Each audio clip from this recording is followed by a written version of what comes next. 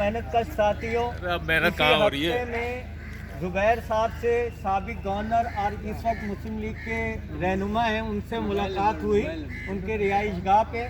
उनको steel mill के मौजूदा सूरत हाल के बारे में तफसील से बताया। उन्होंने सुना, उन्होंने सवालात किए कि स्टील मिल के इस वक्त जो है कितने मुलाजमीन रह रहे हैं और कितने मुलाजमीन चले गए, जिनको निकाल दिया गया है, और इस वक्त वर्किंग पोजीशन क्या है ये, और इस वक्त आप उनको तनख्वाह वक्त पे मिल रही है या नहीं मिल रही, ये सब सवालात उन्होंने किए। फिर उसके जवाब में हम लोगों ने बताया कि देखें, स्टील मिल के अंदर मुलाजमीन जो है ना, ऐसा नहीं है कि स्टील मिल बिल्कुल बंद पड़ा है और स्टील मिल को ताला लगा है, ऐसा नहीं है। जैसा कि रिपोर्ट इस्लामाबाद में हमारे जो इंतज़ामिया है पाकिस्तान स्टील, और वो रिपोर्ट जिस तरीके से देती है कि स्टील मिल तो बिल्कुल बंद पड़ा है और स्टील मिल के अंदर कोई काम वगैरह नहीं हो रहा है, 1 टन लोहा नहीं बन रहा, हमने कहा ऐसा नहीं है। स्टील मिल इस वक्त भी खुला है और स्टील मिल के अंदर मेहनतकश ड्यूटियों पे आ रहे हैं। बोले वो क्या करने आते हैं? हमने कहा भाई वो ये करने आते हैं कि प्लांट है, मशीनें हैं, अरबों रुपए की मशीनें पड़ी हैं, ज़मीनें हैं, और वो डिपार्टमेंट जो सर्विस डिपार्टमेंट है, फायर फाइटिंग हो गया, स्टील टाउन डिपार्टमेंट हो गया, वाटर सप्लाई डिपार्टमेंट हो गया, बिजली के डिपार्टमेंट है। जाहिर बात है बिजली को वर्किंग में रखने के लिए, प्लांटों पे रोशनी रखने के लिए ये सारे प्लांट खुले हुए, और वहाँ लोग ड्यूटी पे 12-12 घंटा ड्यूटी, 9-9 घंटा ड्यूटी लोग कर रहे हैं। ऐसा नहीं कि लोग वहाँ अगर आते भी हैं तो बैठ के घर नहीं चले जाते। तो ये सब जो रिपोर्ट मुलाजमीन के ख़िलाफ़ एडवर्स रिपोर्ट जो दी जाती है वो गलत है। दूसरी बात ये बताई जाती है स्टील मिल का अकाउंट बिल्कुल खाली है, ऐसा भी नहीं है। स्क्रैप बिक रहे हैं, अरबों रुपए अकाउंट में पड़े हैं, लेकिन यहाँ ये इंतज़ामिया एक तरफ तो अपने सारे मामलात हल कर रही है, वो अपनी गाड़ियाँ भी बनवा रही है, अपने दफ्तर में एसी भी लगवा रही है, अपने दफ्तर में कुर्सियाँ भी मंगवा रही है, लेकिन मुलाजमीन को जब मुलाजमीन की बात आती है तो वो कहते हैं पैसे नहीं है, जबकि खुद 35-35 लाख रुपए, 50-50 लाख रुपए रिटायरमेंट से पहले अपने सारे वाजिबात एडवांस की शक्ल में ले करके वो अखराजात कर रहे होते हैं और मुलाजमीन के लिए नहीं है। तो लिहाजा मुलाजमीन के लिए जो ना इनके पास पैसे नहीं है, लेकिन पैसे होते हुए मुलाजमीन को अगर पीएफ लोन चाहिए तो पीएफ लोन तक वो नहीं देते, जबकि वो इंटरेस्ट समेत वापस कर सकता है।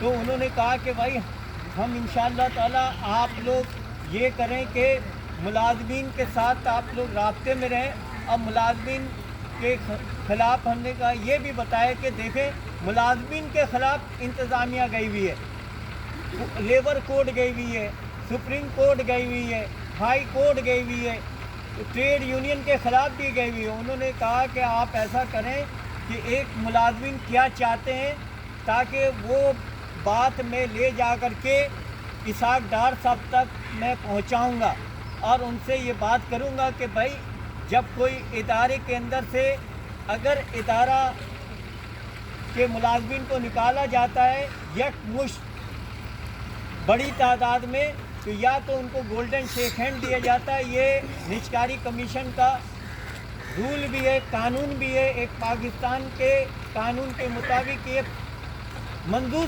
शुदा कानून है कि आप गोल्डन शेक हैंड देंगे। लिहाजा उन्होंने कहा ये हम देंगे, और मुलाजमीन जो चाहते हैं, हमने कहा देखिए उसमें से सारे मुलाजमीन नहीं जाना चाहते, जो नए हैं, जो नए लड़के हैं, उनको भी आप कम अज़ कम किसी और महकमे में एडजस्ट करें।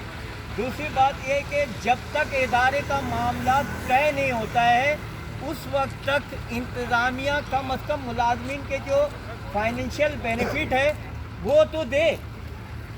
अब यहाँ पे क्या हो रहा है कि अगर उस मुलाजमीन को टाउनशिप में रहने वाला मकान चाहिए, मकान खाली पड़े और खाली मकान के अंदर मकान के उसके वो मकान इस यानी कि उसके नलके चोरी हो रहे हैं, मकान के पंखे चोरी है, लेकिन एक मुलाजिम को रहने के लिए मकान नहीं दिया जा रहा है।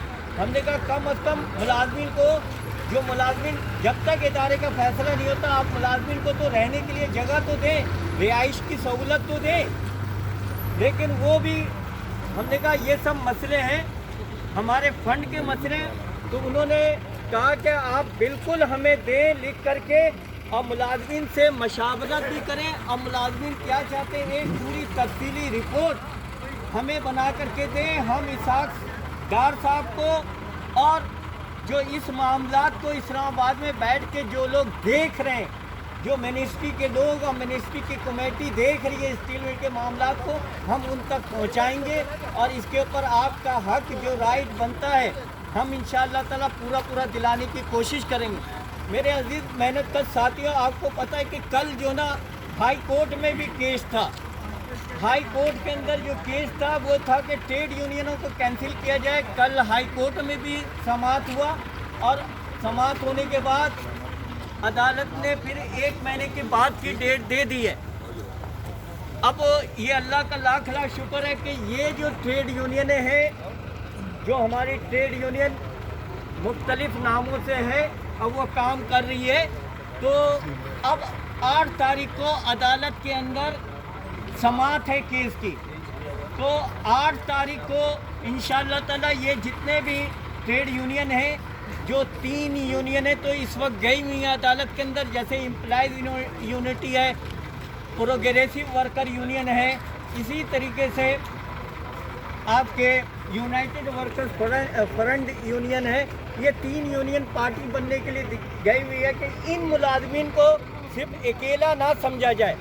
हमने तस्वीर भी बनाते रहे ना, ताकि ये दोस्त सब बैठे हैं तो इनका भी हौसला